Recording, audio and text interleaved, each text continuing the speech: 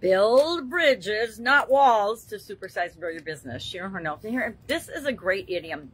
It's been around for at least 2,500 years, when the Greek philosopher and logician, I think it's a logician, somebody that deals and talks about logic, I guess, Heraclitus, Heraclitus, not sure I'm pronouncing it right, but it doesn't matter, because in addition to him using it and talking about it over 2,500 years ago, Sir Isaac Newton gets a lot of credit for creating this idiom and expression, because he talked a lot about building bridges, and he said we build too many bridges or too many walls and not enough bridges, meaning not just physically and metaphorically, but also in our minds. We spend too much time focusing on problems and obstacles and difficulties and challenges and why we can't do something, instead of solutions, why we can. And you know, I'm all for that, so I love that philosophy. Hey, focus on the solution, not on the problem. Identify the problem, but then immediately jump to solutions,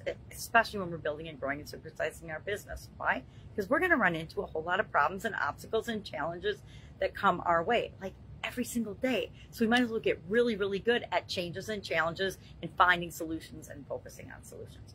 Martin Luther King Jr. also said, let's build bridges, not walls, in one of his famous speeches. And so there's a lot of good, strong historical use of this particular idiom and expression. And I think it helps us to visualize what we want to do and what we want to create with our businesses, and usually in our lives as well. What are some ways that we can build bridges, not walls? Bridges invite dialogue. I need more coffee. Dialogue and discussion.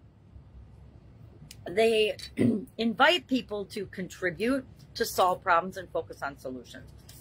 Walls, on the other hand, stop everything. They stop communication. They stop traffic. They stop entering or leaving borders. So if we are building walls, and I saw this a lot in corporate America, where we actually had walls built up around all the lower levels of an organization, so you got up to like the vice president level, and then they would communicate across vice presidents. But below that, nobody talked to one another. Everything had to go up to the vice president level and back down again.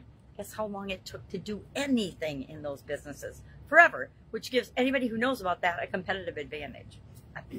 I may or may not have capitalized on that throughout my career and my lifetime.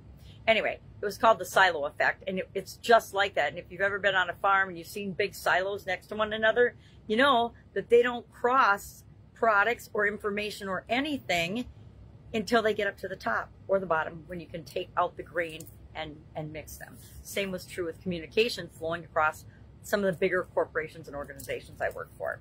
So we want to knock down some of those walls and barriers to communication and to information, and work together. It's how a lot of people feel about competition when they're building and growing and supersizing their business.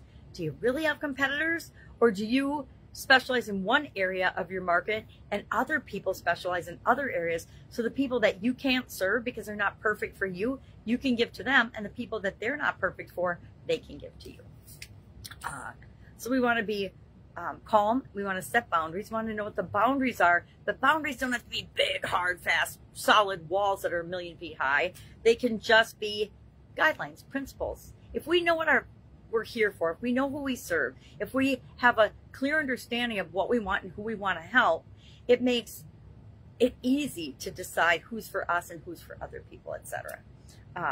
And the other thing I thought was really interesting about this, and if you think about it, it takes just as long to build a bridge as it does to build a wall. It takes about the same amount of resources and the same amount of time. So why wouldn't we build things that bring us together versus things that keep us apart?